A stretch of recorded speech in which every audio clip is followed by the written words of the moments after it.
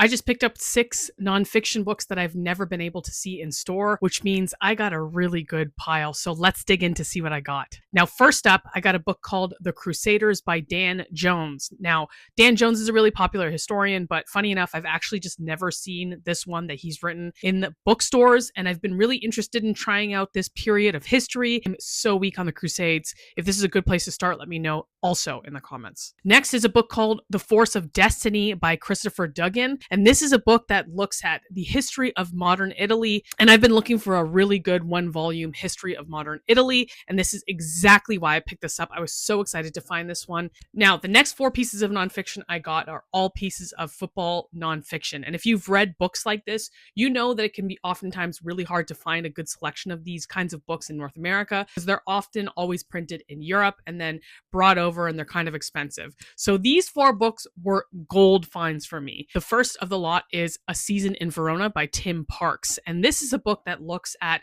the author Tim Parks following around Hellas Verona's fans for an entire season during their ups and downs and essentially trying to define what it means to be a fan of this caliber. Next is a book called Forza Italia by Paddy Agnew, who is an Irish writer who goes to Italy and essentially writes a modern history of Italy through the eyes of its football. His sort of argument with this book is that football mirrors the society in which you're in, and that's specifically true in the case of Italy in the time that he's writing about, and I believe the time that he's writing about is around the 1990s, early 2000s period. Next is a book called Football by Alex Bellows, and this is an out-and-out biography of Brazilian football, but again, it's one of those books that I pick up that it's a book about football, but it's not really about football. It's more about society and what football means to Brazil. And the final book is another Italian football book, and that book is called The Italian Job. And this book is actually a book that looks at 2 competing cultures in football, one being English football culture and the second being Italian football culture. So if you've read any of these books, definitely let me know in the comments.